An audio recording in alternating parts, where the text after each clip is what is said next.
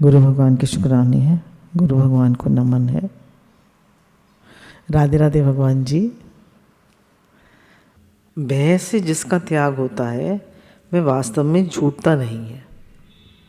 जैसे कोई बीमारी हो गई, अब हमसे कई चीज़ें, डायबिटीज़ हो गई, अब हमने मीठा छोड़ दिया कि हमारी डायबिटीज़ ना बढ़ जाए, तो मीठे का राग छूट गया? नहीं। अब हमारे पास पैसा नहीं है ज़्यादा तो हम खर्चा ज़्यादा नहीं करते, पर क्या हमारा चीज़ों के प्रति राग मिट गया? नहीं मिटा। भय से जिसका त्याग होता है उसका त्याग वास्तव में होता नहीं है, वह छूटता है विचार करने से। कैसे छूटता है वो? विचार करने से। जैसे खाने में हमारी बहुत आसक्ति है, तो विचार करेंगे कि इतना खिलाया, सब विष्टा ही तो हो गया। आज दुकान पे जलेबी है, कल वो विष्टा है।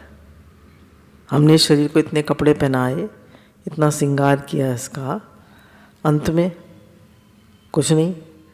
अब लॉकडाउन में कोई नहीं आ रहा तो अब 4-6 रख लीजिए, सलवार सूट या कुर्ती पजामी, है ना, उन्हीं को बदल बदल के पहनते रहिए। कौन दिख रहा है आपको?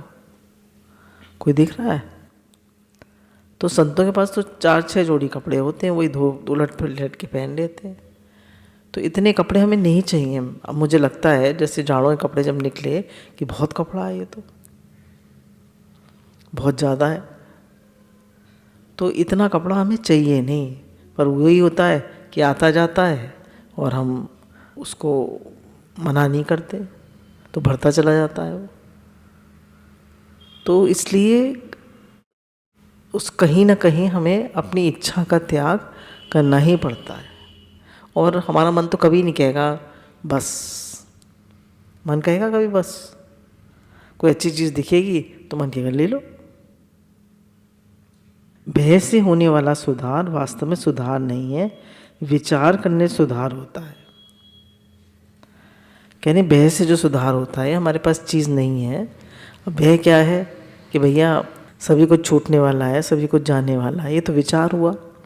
और भय क्या है कि भाई हम ये चीज़ ज़्यादा खाएंगे तो शुगर बढ़ जाएगी, ये काम गलत करेंगे तो गड़बड़ हो जाएगी। तो इसलिए वो विचार करता है ताकि उसको वैराग्य आए, उसका मन उस चीज़ से हटे। बिना विचार के चीज़ से मन हटता नहीं है। आप 90 साल की भी हो जाए ना, फिर भी लेडी है अगर, तो उसका कपड़ों में से मन नहीं हटेगा। कहेगा मैं क्या, कहेगी मैं क्या पहनूं? उसको अपने जीवन भर उसने अच्छे से पहना ओढ़ा है, तो 90 साल की भी हो जाएगी, उसको कहीं जाना है, कोई शादी ब्याह है, तो उसके कपड़ों में मन जाएगा, अब मैं क्या पहनूं? तो क्या ज़रूरत है भैया? कुछ भी पहन लेना, तुम्हें कौन देख रहा है? पर उनको है नहीं, मुझे अच्छे से रहना। तो कह रहे विचार से सुधार आता है। तो हमारी विचार करेंगे तो हमारा सुधार आता जाएगा कि मुझे कम से कम चीज़ें रखनी है, कम से कम मुझे चाहिए। भीतर की दुर्भावना भय से नहीं मिटती है, प्रत्युत विचार से, सत्संग से मिटती है। अगर हमें किसी के प्रति हमारी दुर्भावना हो गई कि ये चिढ़ गए हम किसी से, है ना, किसी बात से उसने हमारा कहना नहीं माना, उसने हमारा अपमान कर दिया, उसने हमें बुरी तरह कर दिया, अब हम चिढ़ गए उससे, तो अब वो कैसे मिटेगी दुर्भावना? तो कह रहे भय से नहीं मिटती है। अब गुरुजी डांट लगाएंगे, गुरुजी को पता लगेगा कि हमारी आपस में लड़ाई है, तो मिट जाएगी दुर्भावना? नहीं मिटेगी। कैसे मिटेगी? हम विचार करेंगे एक ही आत्मा तो है, एक ही परमात्मा तो है। और गुरु ने कहा है दैन्य और सहनशीलता, तो हमारे जीवन में दैन्य होगा, सहनशीलता होगी, तभी तो हम राइज करेंगे। तो कोई बात नहीं, मैं ही झुक जाता हूँ। गुरु कहते हैं कि भगवान के चरणों की धूल हूँ मैं तो कुछ भी नहीं हूँ, तो मैं तो अहंकार क्यों करूँ? चलो मैं ही जाके सॉरी कह देता हूँ, मैं ही मिल लेता हूँ, मैं ही झुक जाता हूँ, क्या फ़र्क पड़ता है? बुरा मानने की क्या बात है? तो कहने दुर्भावना भय से नहीं मिटती है, प्रत्युत विचार से और सत्संग से मिटती है। विवेक का आदर करने से मनुष्य अपना सुधार कर सकता है।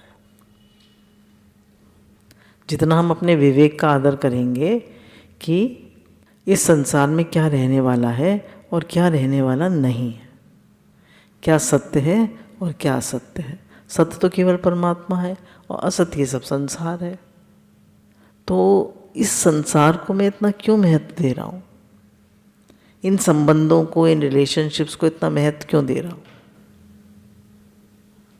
अपने वाले के लिए जो शरीर से संबंधी है, बेटा बेटी पति, उनके लिए मेरे मन में इतनी महत्व बुद्धि क्यों है। सब छूटने वाले हैं, ये शरीर भी छूटने वाला है, इसमें मेरी आसक्ति क्यों है, इस शरीर में इतनी। तो कह रहे हैं हमारे जीवन में सुधार आता है, हमारे स्वभाव में भी सुधार कब आता है, हमें कितना भारी ईगो होता है। कोई जरा सा कुछ कह तो दे, कितना भारी चैंक जाते हैं हम, एकदम हमारे मुंह से जवाब निकलता है, एकदम हमें बुरा लग जाता है। तो क्यों ये सब क्यों हुआ है। हम इतना सत्संग सुन रहे हैं, इतना सब समझ रहे हैं, पर धीरे धीरे भजन से, प्रार्थना से, विचार करने से हमारे धीरे धीरे सुधार आता है। फिर भी हो जाता है, फिर भी मन रिएक्ट कर जाता है, फिर भी मन को बुरा लग जाता है। तो बार बार विचार करना होता है, तो धीरे धीरे सुधार आता है। सत्संग के द्वारा बहुत जल्दी सुधार होता है, मेरा तो यही अनुभव है।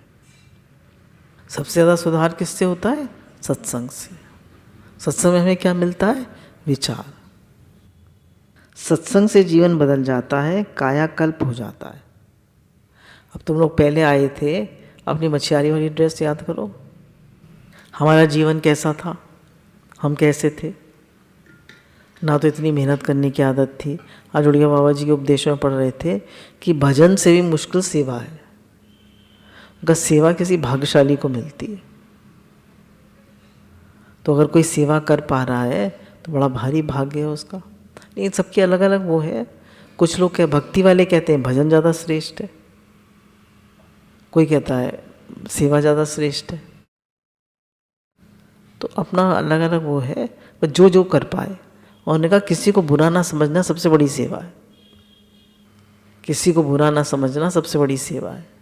और सेवा का भाव रखना, भाई शरीर से हमसे इतनी सेवा नहीं हो पाती है, मानो हमारा शरीर अलाउ नहीं करता है, तो कम से कम सेवा का भाव तो रखें, भाई सबका हित हो, सबका भला हो।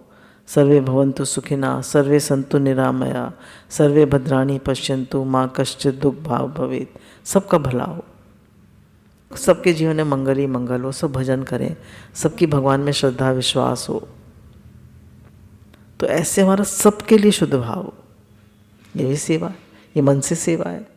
कुछ लोग तन से कर पाते हैं, कुछ मन से कर पाते हैं, कुछ धन से सेवा कर पाते हैं, कुछ तीनों से कर लेते हैं, तन से भी, मन से भी और धन से भी। तो हम जिस सेवा के हमारे अंदर शक्ति है, सामर्थ्य है, वो सेवा करें। पर कोई सेवा तो करें। अब हम मन से तो हर एक कोई कर सकता है, हम सब कर सकते हैं, सबके लिए शुद्ध भाव कर सकते हैं, नहीं सब कर सकते हैं। और तन से और धन से तो हर एक कोई नहीं कर सकता। जो धन सदा साथ रहता है वह कमाते नहीं, और जो धन कमाते हैं वह सदा साथ रहता नहीं। तो जो धन सदा साथ रहता है वह कमाते नहीं। क्या सदा साथ रहता है? भजन, विचार और नाम जब, वही भजन हो गया।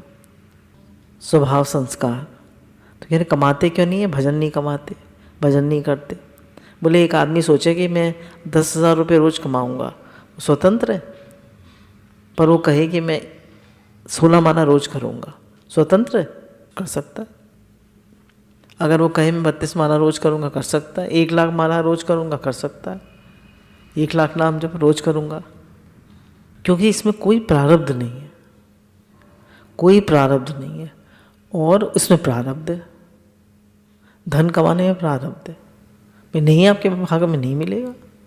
आप ग्राहक को जबरदस्ती कान पकड़ के थोड़ी ना ले आओगे, चल तू मेरी दुकान से सामान ले। मैं प्रतिदिन इतने रुपए कमाऊंगा, ये नियम कोई नहीं ले सकता, क्योंकि ये प्रारब्ध के अधीन है। परंतु मैं प्रतिदिन इतना नाम जप करूँगा, ये नियम सभी ले सकते हैं क्योंकि ये हमारे अधीन है। तो रुपए कमाना हमारे बस की बात नहीं है, क्योंकि ये प्रारब्ध के अधीन है। पर मैं इतना नाम जप करूँगा, इतना भजन करूँगा, इतना सत्संग करूँगा, इसमें हम स्वतंत्र हैं, हम सब कर सकते हैं। सत्संग में हम किसके पराधीन हैं? किसी के पराधीन नहीं है। नाम जप में हम किसके पराधीन हैं? किसी के पराधीन नहीं है। गीता में खास शरणागति की बात है। जब तक अर्जुन ने शरणागत होकर अपने कल्याण की बात नहीं पूछी, तब तक गीता उपदेश आरंभ नहीं हुआ। अतः शरण होने से ही गीता समझ में आती है। सर्वथा शरण हो जाओ तो बिना पढ़े गीता समझ में आ जाएगी। जैसे पतिव्रता पति की हो जाती है, ऐसे ही भगवान के हो जाओ, हम भगवान के हो जाएं, यही स्वधर्म है। अब हम भगवान की शरण हो जाएं तो कह रहे बिना पढ़े गीता समझ में आ जाएगी, मतलब आचरण में आ जाएगी। अब भगवान के शरण होना क्या है? मैं भगवान का हूँ, भगवान मेरे हैं और किसी के नहीं हैं। हम मेरे तो गिरधर गोपाल, दूसरों ना कोई, और हम किसी के नहीं हैं। ये शरीर है, शरीर के संबंध है पति के साथ, पति के रिश्ते नातों के साथ, बच्चों के साथ शरीर का संबंध है। पर जो मैं स्वयं हूँ आत्मा, उसका संबंध सिर्फ परमात्मा से है। तो अपने को शरीर मानेंगे तो दुनिया भर के संबंध निभाएंगे, पर अपने को आत्मा करके जानेंगे तो हमारा संबंध सिर्फ परमात्मा से है। तो अगर हम सर्वथा भगवान की शरण हो जाएं कि मैं तो सिर्फ भगवान का हूँ और भगवान मेरे हैं, ये सारे संबंध जो हैं ये तो सेवा के लिए मिले हैं, पर मैं जो स्वयं हूँ वो तो परमात्मा का ही। जैसे कंजूस आदमी सोच सोच कर पैसा खर्च करता है, ऐसे ही समय खर्च करने में कंजूस बन जाना चाहिए। हम तो खूब समय वेस्ट करते हैं, नहीं करते हैं। तो कह रहे हैं समय को एक एक मिनट को यूटिलाइज करें। 10, 5, 7 मिनट है, चलो कुछ पढ़ लेते हैं, एक पैराग्राफ ही पढ़ लेते हैं, 4 पॉइंट ही पढ़ लेते हैं, कोई सेवा ही कर लेते हैं जरा सी देर। तो कह रहे हैं जैसे कंजूस आदमी रुपए खर्च करने में कंजूस है, ऐसे ही हमें एक एक मिनट का यूटिलाइज करना है। साधक जो है समय को बिल्कुल वेस्ट नहीं करता है। उसको कहता है कि don't waste time, every minute is precious. अब इन्होंने एक प्रैक्टिकल बात कही है। एक सुगम उपाय है, प्रतिदिन प्रातः सब गंगा जल लें, 1 चम्मच गंगा जल डाल लें। कुछ लोग कहते हैं गौमूत्र पी लो सुबह सुबह। मृत्यु न जाने कब आ जाए, गंगा जल लेने वाला नरकों में नहीं जा सकता। कम से कम नरक में तो नहीं जाएंगे।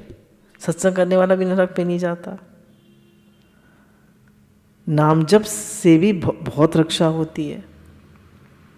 गोरखपुर में प्रति 12 वर्ष प्लेग आया करता था, 12 साल तक प्लेग आता रहा गोरखपुर में। हनुमान प्रसाद पोद्दार जी ने 1 वर्ष तक नाम जप कराया, तो फिर प्लेग कभी नहीं आया। इतना नाम जप में बल है।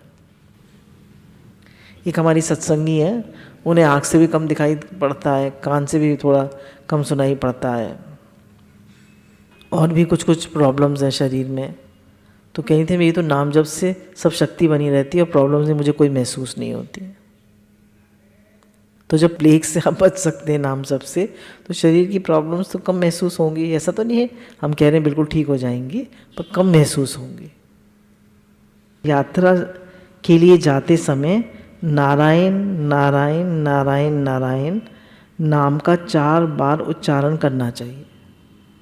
या सदा भवानी दायिनी, सम्मुख रहें गणेश, 5 देव रक्षा करें, ब्रह्मा विष्णु महेश। ये याद ना रहे तो नारायण नारायण नारायण नारायण। कोई भी काम आरंभ करने से पहले 4 बार नारायण नारायण नारायण नारायण बोल लिया करें। प्रतिदिन माता के चरणों में मस्तक टेक कर प्रणाम करें। बड़ों को नित्य नमस्कार करने से आयु, विद्या, यश और बल, ये चारों बढ़ते हैं। जैसे करते हैं ना, ऐसे घुटनों के बल बैठ जाते हैं और माथा टेक लेते हैं। गुरुजनों को और माता को ऐसे प्रणाम करने से आयु, विद्या, यश और बल, ये चारों बढ़ते हैं। प्रतिदिन कीर्तन करो, गीता रामायण का पाठ करो। 2 श्लोक भी हम रोज गीता के पढ़ें तो 1 साल में हम गीता पढ़ जाएंगे। जीवात्मा के एक तरफ संसार है, एक तरफ परमात्मा है। संसार दिखता है पर रहता नहीं, परमात्मा दिखते नहीं पर रहते हैं। संसार हरदम बदलता है, इसमें बदलने के सिवाय कुछ तत्व नहीं। संसार को देखने वाले संसारी होते हैं, परमात्मा को देखने वाले महात्मा होते हैं। बदलने वाले संसार से मिलकर मुफ्त दुख पाते हैं, ये मूर्खता सत्संग से मिटती है। जीवात्मा की एक तरफ संसार है, एक तरफ परमात्मा है। अब संसार तो दिखता है, परमात्मा नहीं दिखते पर रहते हैं, है ना भगवान। चेतनता कहाँ से आई, समझ में तो आ रहा है ना। परमात्मा ऐसे हैं, करंट दिखती है पंखे में, बल्ब जल रहा है, करंट दिखती है पर है ना। हमें यहाँ पे ऑक्सीजन दिख रही है पर है। ऐसी परमात्मा भी गुरु बता रहे हैं, वो एनर्जी है, शक्ति है, चेतनता है, एग्जिस्टेंस है वो है। परमात्मा है, तत्व है। तो कह रहे हैं जो परमात्मा दिखते नहीं भले ही पर रहते हैं, वो तो है ही है। संसार हरदम बदलता है पर परमात्मा कभी नहीं बदलते। तो इसलिए जो संसार को देखते हैं और उसी में वर्तन करते हैं, उसी को सच मानते हैं, वो संसारी होते हैं। और जो परमात्मा को सत्य मानते हैं और उन्हीं को देखते हैं, वासुदेव सर्वम, वो महात्मा होते हैं। तो आपको महात्मा बनना है या संसारी? महात्मा। तो क्या करें? परमात्मा को देखें और उन्हीं की सेवा करें। मैं भगवान का हूँ, भगवान मेरे हैं, उन्हीं की सेवा करें, उन्हीं को सब में देखें, है ही भगवान, है ही भगवान, है ही भगवान। अब अपनों की तो सभी सेवा कर लेते हैं। अगर आप अपने घर की, अपने बच्चों की, अपने बहू बेटों की सेवा कर रहे हैं तो आपका कोई पुण्य बनेगा? बोलिए, नहीं। और अगर आप उनको भगवान का मान के सेवा करेंगे तो पुण्य बन जाएगा। तो सबको भगवान का मानिए, सब भगवान का है, सब भगवान का। तो बदलने वाले संसार से मिलकर मुफ्त में दुख पाते हैं, ये मूर्खता सत्संग से मिटती है। तो बदलने वाले संसार से हम बेकार दुख पाते हैं। सत्संग करो, सत्संग। श्रवण सबसे बड़ी चीज़ है, श्रवण। परम शांति बहुत सुगमता से प्राप्त हो सकती है। जैसे गोद जाने पर बच्चा गोद चला जाता है, तो गरीब घर का बच्चा है, अमीर घर के पढ़े लिखे संस्कारी लोगों के यहाँ चला जाए तो उसका जीवन बदल जाता है। कोई महात्मा ले जाए, जैसे स्वामी राम सुखदास जी को उनके मामा ले आए थे, उनकी माँ ने दे दिया था। ये लोग 8 भाई बहन थे, तो उनकी माँ ने दे दिया उनको कि इसको संत बना देना। तो उनका जीवन बदल गया ना, गोद दे दिया। तो साधु होने पर, विवाह होने पर पहला संबंध छोड़कर नया संबंध मान लेते हैं। ऐसे ही आप मान लें कि हम संसार के नहीं, हम परमात्मा के। गोद लेने पे तो उसका माता पिता बदल गए। जैसे 2 भाई हैं, ठीक है, घर में एक के कोई बच्चा नहीं होता, एक के बस 3 बच्चे हैं, तो बड़े भाई ने छोटे भाई को अपना एक बच्चा गोद दे दिया और उसके माता पिता बदल गए। अब भाई भाई भाई के संस्कार ही फर्क होते हैं, तो उनके संस्कार फर्क है और उसके संस्कार फर्क है बड़े भाई के। तो उसमें किसके संस्कार आएंगे? जो माँ पालेगी। तो कहने गोद जाने पे बदल जाता है, साधु होने बदल जाता है, ऐसे विवाह होने पर हमारा जीवन बदल जाता है। इसी प्रकार जब हम अपना संबंध भगवान से मान लेते हैं तो हम संसार के नहीं, परमात्मा के हो जाते हैं। सब काम करें पर न्याययुक्त करें, और भगवान का समझ कर करें। कह रहे सब काम करो पर भगवान का समझ के करो। इस पंचामृत का पालन करें। हम भगवान के ही हैं।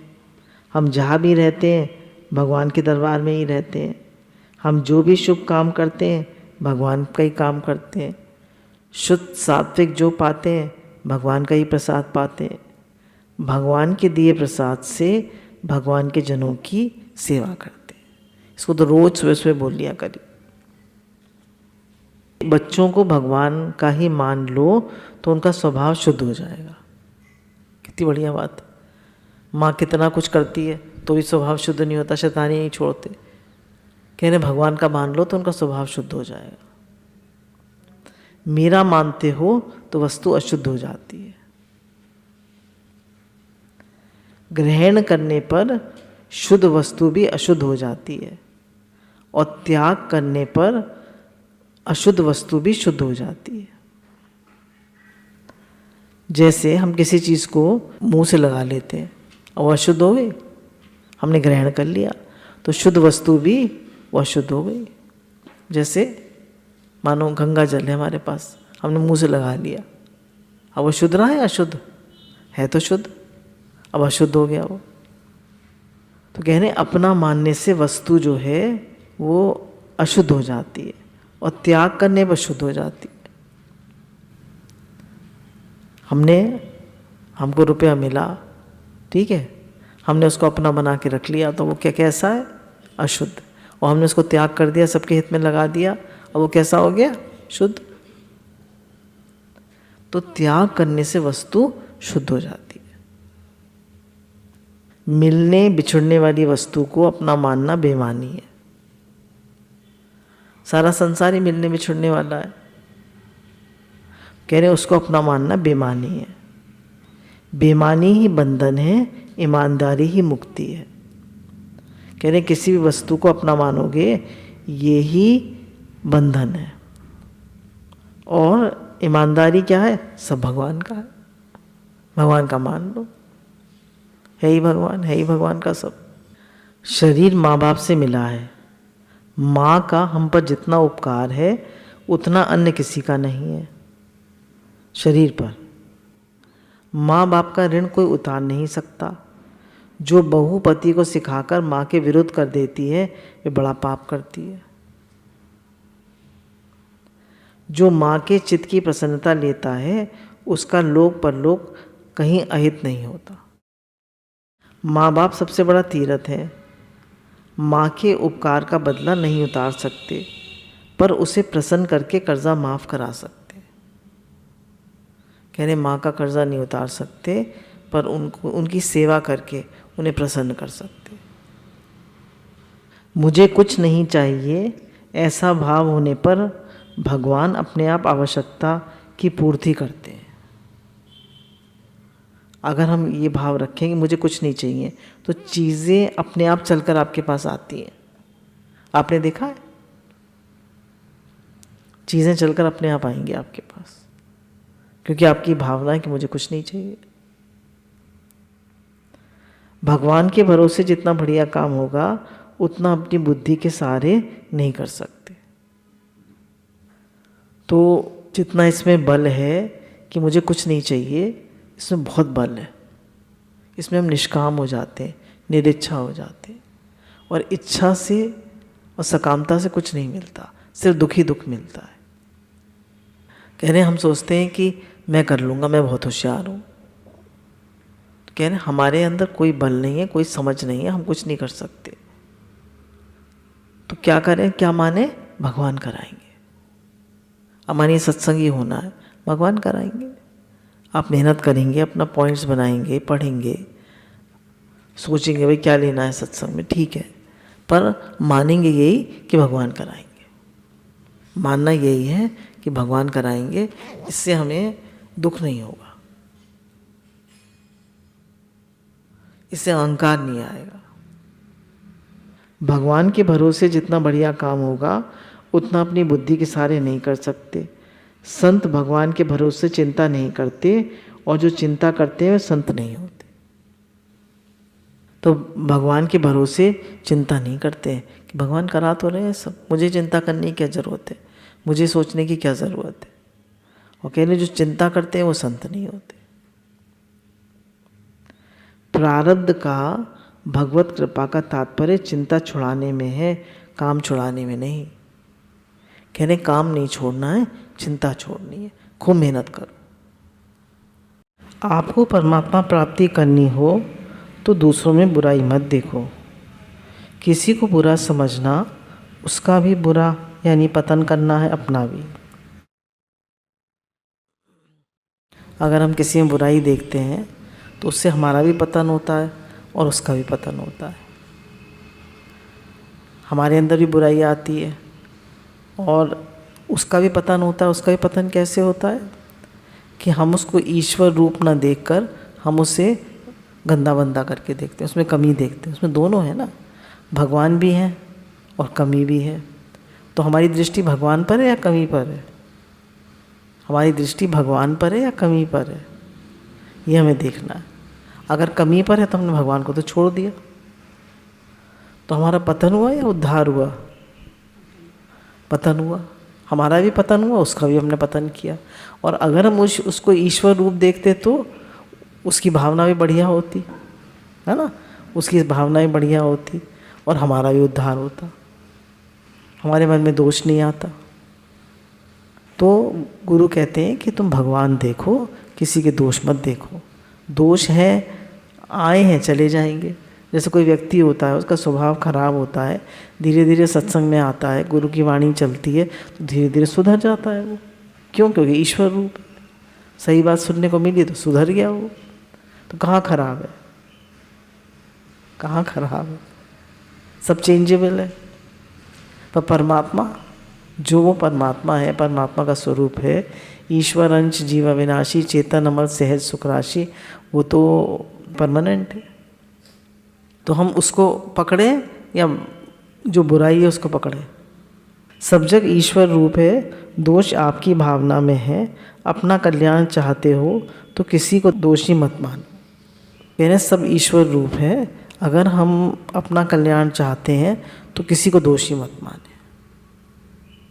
किसी में दोष ना देखें। भाई दोष दिख जाते हैं, मन में आ जाते हैं, तो फिर मन को हटाएं कि नहीं, है ही भगवान, है ही भगवान, है ही भगवान, मुझे दोष नहीं देखना। अगर हम उसको ये भाव देंगे कि है ही भगवान, तो उसको भी अच्छा भाव मिलेगा।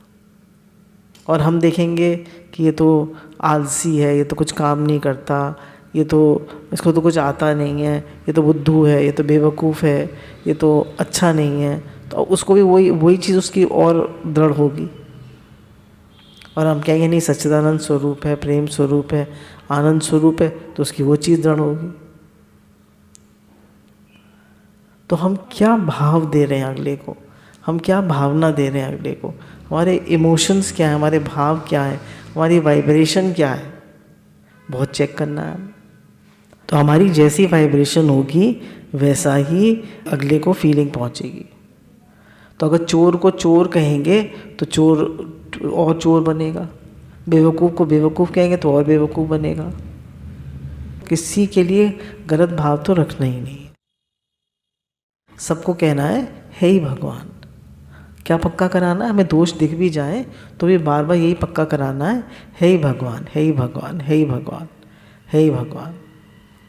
अपने मन को बार बार बताना है कि दोष तो आगंतुक हैं, आने जाने वाले हैं, दिख रहे हैं, पर ये तो चेंज हो जाएंगे। कोई हम कहते हैं बड़ा गुस्से वाला है, तो गुस्सा तो आया है, चला जाएगा, पर वो जो ईश्वर रूप है वो तो परमानेंट है ना। तो हम ईश्वर रूप तो देख नहीं रहे, हम तो क्रोधी है ये करके देख रहे हैं, ये तो ऐसा है, ये तो ऐसे बोलता है, ऐसे देखता है। नहीं, सबको एक ही भाव देना है कि है ही भगवान, क्योंकि सत्यता यही है और परमानेंट भी यही है। परमानेंट क्या है ही भगवान, हमेशा रहने वाला है ये। साधक निर्दोषता का आदर करता है, दोषों का नहीं। तो स्वरूप में हम निर्दोष हैं, स्वरूप से हम निर्दोष हैं, हम दोषी नहीं, कोई दोषी नहीं है। तो साधक जो है वो निर्दोषता का आदर करता है, दोषों का नहीं। तो अगर गुरु कहते हैं हम साधक भी हैं तो किसी के दोष ना देखें, निर्दोषता देखें कि इसमें कोई दोष नहीं है, ये तो ईश्वर अंश जीव विनाशी, चेतन अमल सहज सुख राशि, ये तो भगवान का अंश है। भगवान के अंश में तो कोई कमी होती ही नहीं है, ये तो उसके स्वभाव में है और स्वभाव चेंजेबल है, हम उसको अच्छा भाव दें। बहुत पहले हमने एक वो सुना था, एक दृष्टांत, कि एक बार एक हस्बैंड वाइफ होते हैं, तो वो लोग जो MBA के बच्चे होते हैं उन्हें काउंसलिंग करते थे और उनको मोटिवेशनल क्लासेस कराते थे। दोनों बहुत होशियार थे, पर उनका लड़का काफ़ी बुद्धू था, वो होशियार नहीं था, अभी इतना बड़ा नहीं था, पर कुछ कर नहीं पाता था, वो किसी भी चीज़ में बहुत बढ़िया नहीं था। तो उन लोगों को बड़ा दुख होता था कि हम इतने लोगों को तो मोटिवेशनल क्लासेस कराते हैं, इतने लोगों को तो इतना कुछ कराते हैं, और हमारा अपना जो घर में बच्चा है वो ऐसा है। उन्हें बड़ा दुख होता था। तो उन लोगों ने दूसरे किसी साइकोलॉजिस्ट से पूछा कि ये हमारा बच्चा ऐसा क्यों है, और लोगों को तो हम इतना सिखाते हैं। तो उन्होंने कहा आप अंदर में क्या सोचते हैं इसके लिए, अंदर की आपकी क्या भावना है। उन्होंने कहा अंदर की तो हमारी यही भावना है कि ये इसको समझ नहीं है, इसको अकल नहीं है, इसका IQ लेवल कम है, पर अंदर की भावना हमारी ये है। पर बाहर से तो हम उसको बहुत प्रोत्साहित करते हैं। बोले बाहर से आप कितना भी प्रोत्साहित करिए, पर अंदर की क्या भावना है आपकी, समझ रहे हैं। बाहर से तो हम बहुत अच्छे से बोलते हैं, हम सबसे बाहर से तो बहुत अच्छे से बोलते हैं, पर हमारी अंदर की भावना क्या है। अंदर की जो हमारी भावना होगी उसी से हमें फल मिलेगा। तो अंदर की भावना यही होनी चाहिए कि है ही भगवान, है ना, सच्चिदानंद स्वरूप है ही परमात्मा स्वरूप, है ही परमात्मा स्वरूप। अपने बच्चों को ही हम कह देते हैं तो बहुत डल है, ये तो बहुत बुद्धू है, ये बहुत आलसी है, कुछ करना नहीं चाहता, अपने बच्चों को ही कह देते हैं। दूसरों को तो जाइए, जाने दीजिए। जो जैसा भाव जगाए सो तैसो ही फल पाए।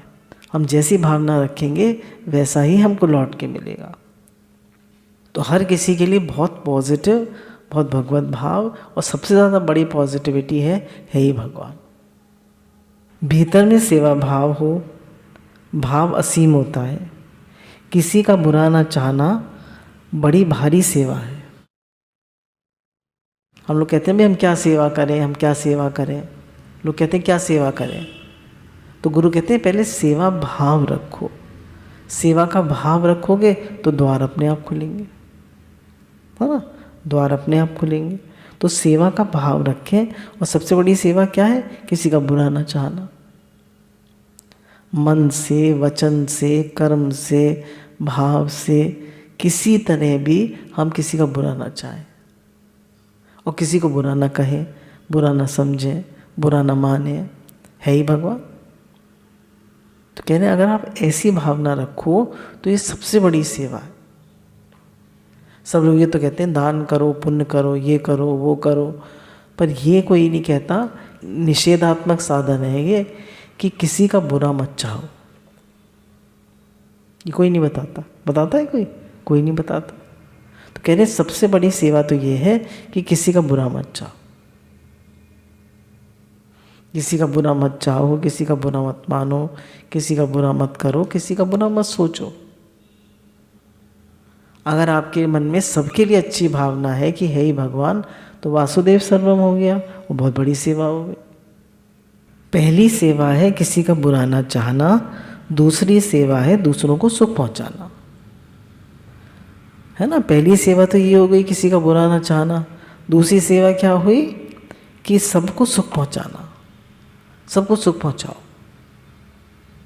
तन से, मन से, धन से।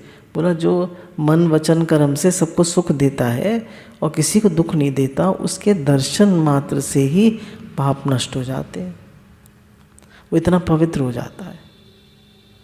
किसी का बुरा भी नहीं चाह रहा और सबको सुख दे रहा है,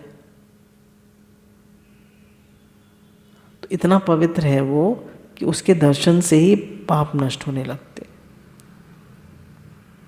दूसरों के दुख में सहमत हो जाओ तो उसकी सेवा हो गई। कहने दूसरे के दुख में सहमत हो जाओ तो उसकी सेवा हो गई। कैसे?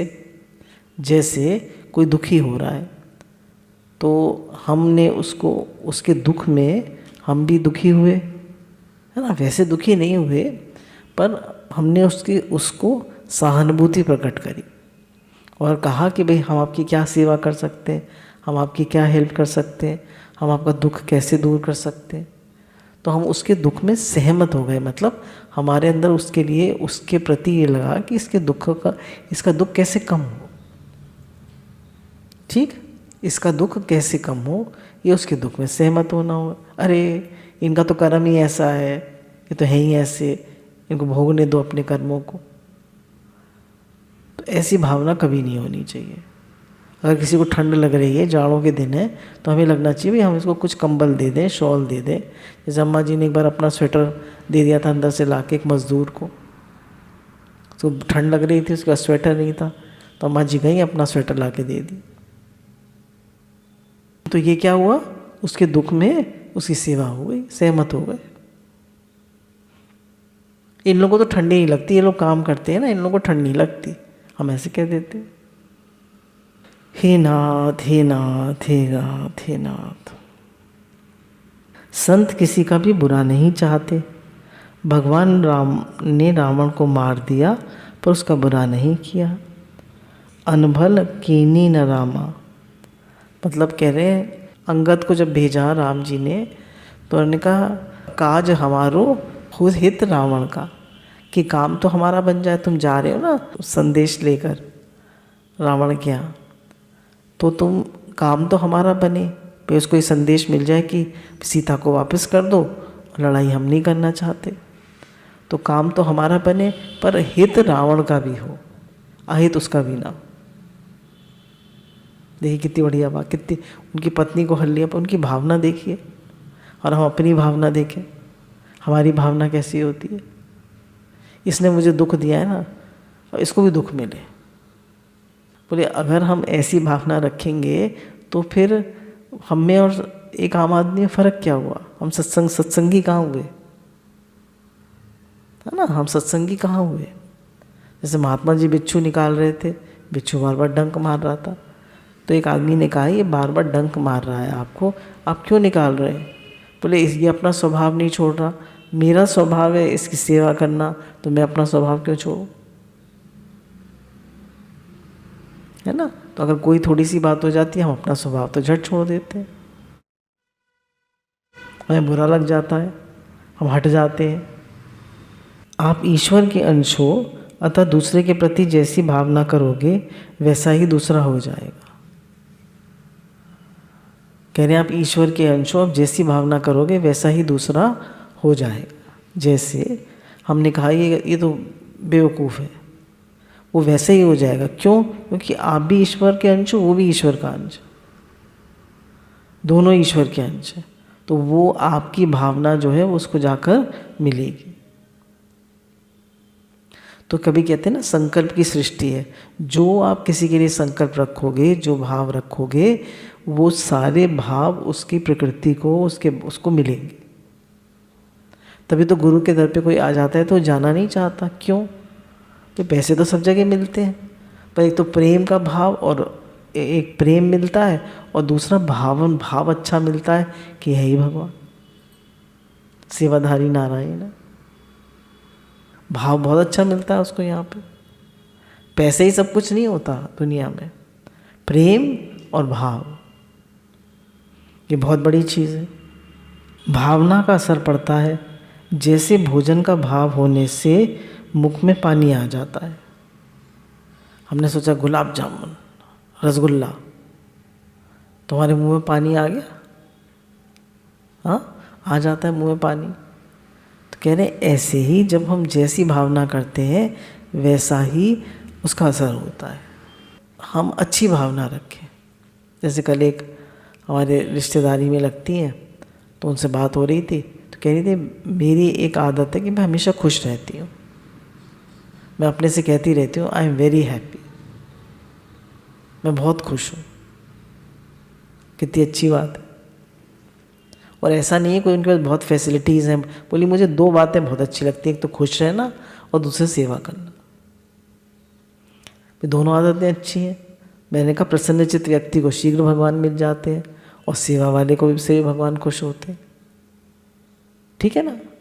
तो कोई किसी के अंदर कोई भी अच्छी बात है तो हम पकड़ें, अच्छी हमें भी अच्छा लगा, फिर हर बात में खुश रहो। तो दुनिया में भी लोगों को खुश रहना आता है, उन्हें भी सेवा करनी आती है। बोली मैं खाली नहीं बैठ सकती, मैं कुछ किसी न किसी सेवा में लगी रहती हूँ। बहुत अच्छी बात है भाई, सेवा भी करो और खुश भी रहो। कौन प्रसन्न नहीं हो जाएगा, सब प्रसन्न हो जाएंगे। आप कहीं जाके रहो, बेटी के यहाँ जाके रहो, बेटे के यहाँ रहो, बहू के यहाँ रहो, सेवा करके रहो, है ना।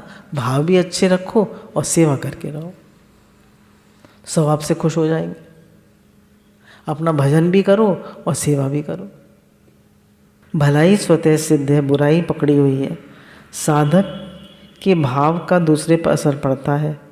जितना सदाचारी सदोगुणी साधक होगा उतना ही उसका संकल्प सत्य होगा।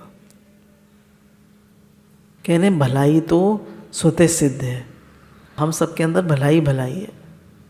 हम सच्चिदानंद स्वरूप हैं, हम प्रेम स्वरूप हैं, शांत स्वरूप हैं, आनंद स्वरूप हैं। हमारे अंदर सारी गुड क्वालिटीज़ हैं, ये हमारा स्वरूप है। और जो हमने चिढ़ना, कुढ़ना, अहंकार करना, काम, क्रोध, लोभ, मोह, ये जो सीख लिया, तो कह रहे हैं ये सब हमने बाहर से सीख लिया, ये हमारे स्वरूप में नहीं है। ये आगंतुक हैं, आने जाने वाले हैं, ये हमारा स्वभाव नहीं है, ये हमारा असली नेचर नहीं है। हमारा असली नेचर क्या है? शांत स्वरूप, प्रेम स्वरूप, आनंद स्वरूप, ये हमारा असली नेचर। कह रहे हैं जितना सदोगुणी सदाचारी साधक होगा उतना ही उसका संकल्प सत्य होगा। तो आप जो भावना करोगे, आप जैसे संतों के पास जाके सब अच्छे हो जाते हैं। शेर और बकरी भी एक घाट पे पानी पीते हैं, क्यों? सांप और नेवले में भी दोस्ती हो जाती है, क्यों? क्योंकि उनकी भावना ऐसी होती है कि सबका नेचर चेंज हो जाता है, सबका स्वभाव चेंज हो जाता है। समझ रहे? तो हमें किसी दूसरे को नहीं सुधारना, हमें अपने नेचर को सुधारना है, अपने स्वभाव को सुधारना है और भगवत भाव रखना है कि है ही भगवान, है ही परमात्मा। असर उस पर पड़ेगा जो अपने को शरीर मानता है, कारण कि दोष शरीर में आते हैं। आप शरीर से असंग हो जाओ तो दूसरे की बुरी भावना का असर आप पर नहीं पड़ेगा। कहने अगर कोई बुरी भावना कर रहा है, आप अपने को शरीर मानोगे तो उसका असर पड़ेगा, और अगर अपने को शरीर नहीं मानोगे तो नहीं पड़ेगा। आकर्षण सजातीय में होता है, आप में दोष होगा तो दोष को पकड़ेगा, है ना। अगर हमारे अंदर दोष होंगे तो दूसरों में हमें दोष दिखेंगे, और हमारे अंदर दोष नहीं है तो हमें दोष दिखेंगे ही नहीं। हमारे अंदर सिर्फ भगवत भाव है कि है ही भगवान, वासुदेव सर्वम। अब हमें बाहर क्या दिखेगा? एक संत के साथ एक बार एक साधक गया किसी के सत्संग में, अपने गुरुजी के साथ गया। तो गुरुजी ने पूछा क्या देखा तुमने? बोले मैंने देखा उनके यहाँ कितने दुशाले टंगे थे कुंडियों पे। बोले अरे पागल, ये देखने गया था कि सत्संग सुनने गया था? तो हमारी दृष्टि कहाँ है, हमारी भावना क्या है? देखिए दोनों हैं हर जगह, अच्छाई भी है बुराई भी है। हम क्या देख रहे हैं? बुराई देखेंगे तो दुखी होंगे, उसका भी अवनति करेंगे, और अच्छाई देखेंगे तो हम भी खुश रहेंगे और उसका भी अच्छा भाव मिलेगा। राम जी पर खर दूषण का कईयों ने बुरी भावना करी पर उनको कोई असर नहीं पड़ा। अंतःकरण अशुद्ध होगा तो अवगुण को जल्दी पकड़ेगा। खरदूषण ने राम जी के लिए गलत भावना रखी पर राम जी पे कोई असर नहीं हुआ। क्यों? क्योंकि उनके अंदर तो भगवत भाव था। सदुपयोग किया जाए तो सभी वस्तुएं श्रेष्ठ हो जाती हैं, दुरुपयोग किया जाए तो सभी वस्तुएं निकृष्ट हो जाती हैं। सारी महिमा किसकी है? सदुपयोग की। सारी महिमा किसकी है? सदुपयोग की। तो सदुपयोग करें हम सब वस्तुओं का तो सभी वस्तुएं श्रेष्ठ हो जाती है। रुपयों से स्वतंत्रता नहीं होती, प्रत्युत महान परतंत्रता होती है। कारण कि रुपए आपके अधीन हैं, आपके कमाए हुए हैं। रुपयों से आपकी प्रतिष्ठा नहीं है, प्रत्युत फजीती है। आपकी इज्जत जड़ के अधीन नहीं है। आप लखपति करोड़पति होने में अपनी इज्जत मानते हो, तो ये इज्जत आपको निर्धनों ने दी है, धनवानों ने नहीं। कहने पैसे से अपनी इज्जत मत मानो। आपके अंदर भगवत भाव है, आप भगवान हो, ये आप मानो, है ना। ये भाव रखो कि है ही भगवान, ये भाव रखो कि है ही भगवान। ये भावना जो है ये आपको कभी भी कमज़ोर फील नहीं करने देगी। मैं भगवान का बेटा बेटी हूँ, मैं भगवान का बच्चा हूँ, ये भावना रखो। और कह रहे हैं अगर कोई लखपति है, करोड़पति है, तो लखपति जो है तो उससे वो बहुत बड़ा हो गया, ऐसा कुछ नहीं है। पैसा किसी को बड़ा नहीं बनाता। कह रहे अगर एक गांव में एक भी करोड़पति नहीं है, ठीक है, और सबके पास कम पैसे हैं, तो करोड़पति किसने बनाया उसको? कम पैसे वालों ने, गरीबों ने, है ना। और अगर वो शहर में आ गया तो निरे करोड़पति, उसकी कोई वैल्यू है? कोई वैल्यू नहीं। तो कह रहे हैं उसको करोड़पति किसने बनाया? निर्धनों ने। किसी गांव में सभी लखपति हों, कोई निर्धन ना हो, तो क्या वहाँ लखपति की इज्जत होगी? इसी तरह मूर्खों के कारण ही विद्वानों की इज्जत है। कह रहे हैं अंधों में काने राजा। भाई अपने को तुम बहुत होशियार समझते हो, हम अगर समझते हैं मैं बहुत होशियार हूँ, तो अंधों में काने राजा है। तो हम कोई बहुत होशियार तो नहीं, हमसे एक से एक होशियार पड़े। तो जो भी होशियारी है वो परमात्मा की है, हमारी कोई होशियारी नहीं। हाँ, फर्क ये है कि धनवान तो दूसरों को निर्धन बनाता है, पर विद्वान दूसरों को मूर्ख नहीं बनाता। धनवान दूसरों को धनवान बनाता है नहीं, पर विद्वान सबको विद्वान बनाता है। एकांत सेवन घी दूध की तरह है, जो स्वास्थ्य को भी बढ़ाता है और रोग को भी। यदि आपका मन भजन करने का है तो एकांत में भजन बढ़ेगा। यदि आराम का मन है तो नींद बढ़िया आएगी और सांसारिक चिंतन भी बढ़िया होगा। तो कह रहे हैं एकांत दोनों चीज़ों को बढ़ाता है। अगर आपको भजन करने का मन है तो भजन अच्छा होगा, और सोने का मन है तो बड़ी खूब सोएंगे आप, और संसार की इधर बेकार की बातें भी सोचेंगे।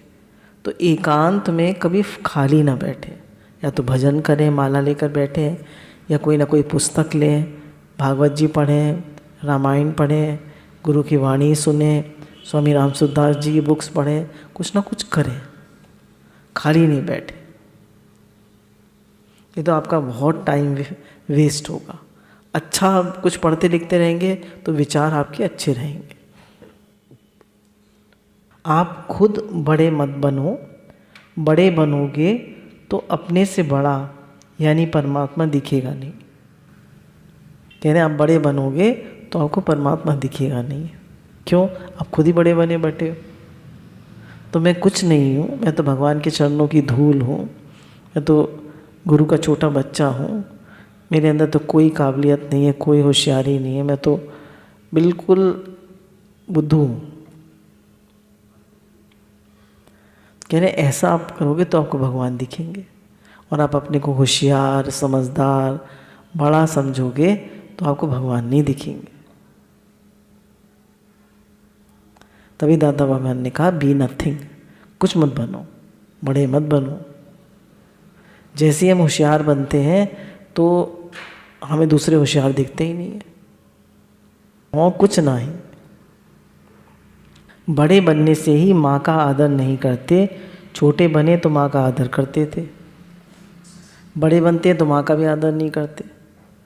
बोले माँ सब कुछ करती है बच्चे के लिए, उसकी मेहतरानी भी बनती है, लैट्रीन बाथरूम का भी बनती है, उसकी दाई भी बनती है, उसकी माई भी बनती है, उसका खिलाती पिलाती भी है, उसको नहलाती भी है, उसकी सब कुछ माई बनती है, सारे काम माई करती है।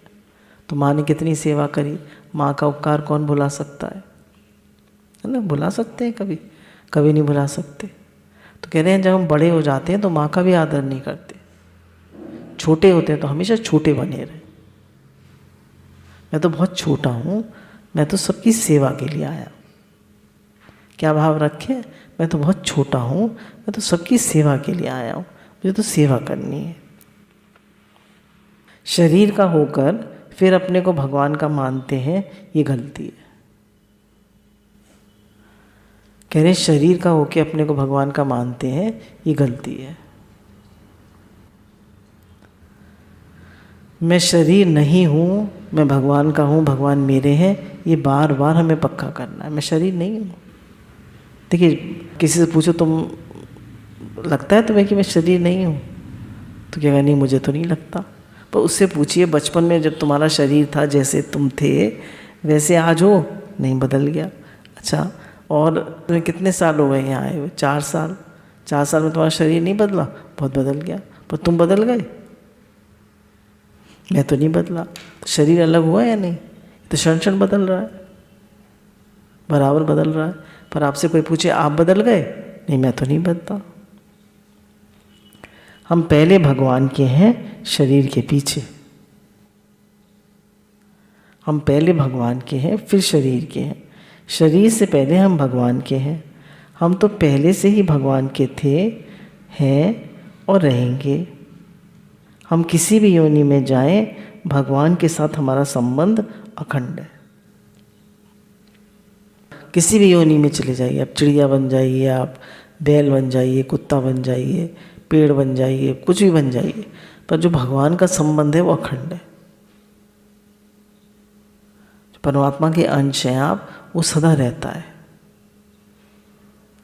तो कह रहे हैं इसलिए भगवान के साथ जो संबंध है वो हमारा अखंड है, और जो शरीर है ये तो मिला है और छूट जाएगा। मनुष्य शरीर हमें खास परमात्मा प्राप्ति के लिए मिलता है, खास। और किसी योनि में हम परमात्मा प्राप्ति नहीं कर सकते। गाय का शरीर इतना पवित्र होता है, गोबर में उसके लक्ष्मी का वास है, और उसके मूत्र में गंगा जी का वास है। गाय परमात्मा प्राप्ति कर सकती है? नहीं कर सकती। पर मनुष्य ही है जो भगवान से प्रेम कर सकता है।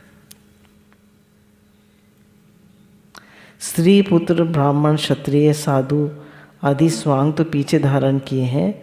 हम स्वांग के नहीं हैं, हम भगवान के हैं। यह नया संबंध नहीं जुड़ा है, प्रत्युत भूल मिटी है। दुर्गुण दुराचार हमारे साथी नहीं है, कपूत भी पूत तो है ही ना।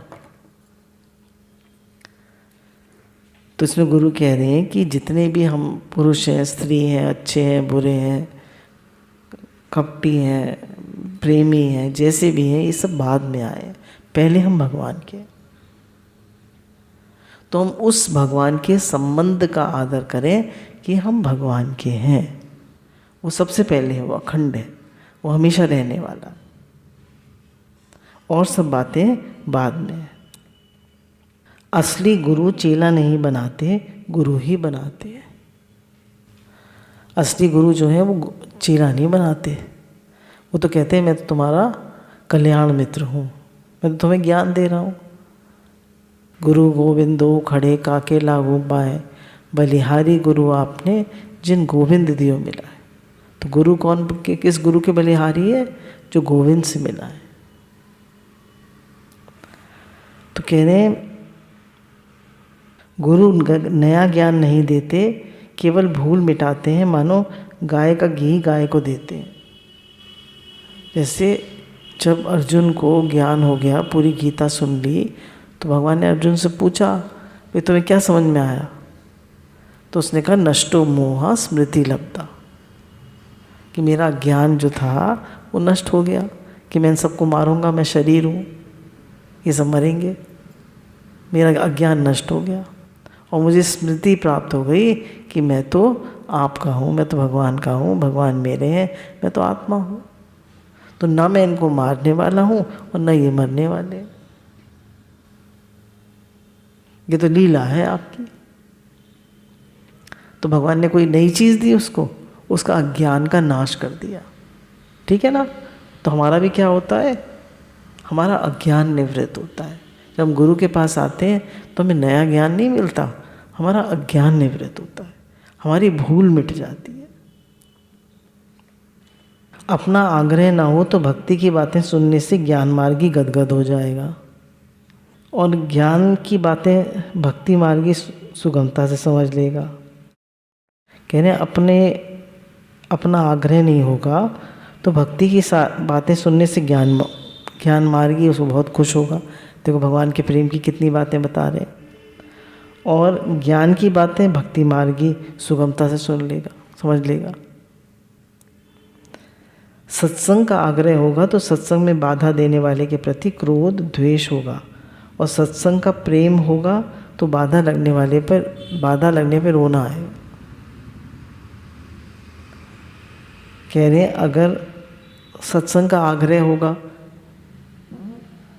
कि भाई मेरे सत्संग में कोई डिस्टर्ब ना करे, तो कह रहे हैं क्रोध आएगा, और अगर प्रेम होगा सत्संग से तो कोई डिस्टर्ब करेगा तो रोना आएगा कि भाई मैं तो भजन के लिए आया था, यहाँ सत्संग के लिए आया था, वो भी ठीक से नहीं हो पा रहा, तो उसे दुख होगा, उसको रोना आएगा। अपने साधन में प्रेम पूर्वक दृढ़ता होनी चाहिए, आग्रह पूर्वक दृढ़ता नहीं।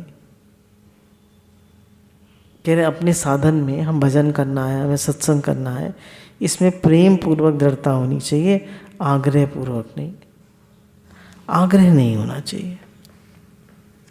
भगवत प्राप्ति मनुष्य का जन्म सिद्ध अधिकार है। वासुदेव सर्वम, सब कुछ भगवान ही है, तो उपदेश किसको दे, चेला किसको बनाए। इसलिए उपदेश अपने लिए ही है, दूसरों के लिए नहीं। हमें वासुदेव सर्वम का अनुभव करना है, कोरा सीखना नहीं। तो कह रहे हैं ज्ञान हमें अपने को ही सुनाना है। दो ही श्रोता होते हैं, एक हमारा मन सुनता है और एक भगवान सुनते हैं। और कौन सुनता है, और सब लोग तो अपना ज्ञान मिटाते हैं। तो कह रहे हैं हम तो यहाँ अनुभव करने आए हैं कि वासुदेव सर्वम, क्या पक्का करने आए हैं, है ही भगवान। गुरु भगवान के शुक्राने।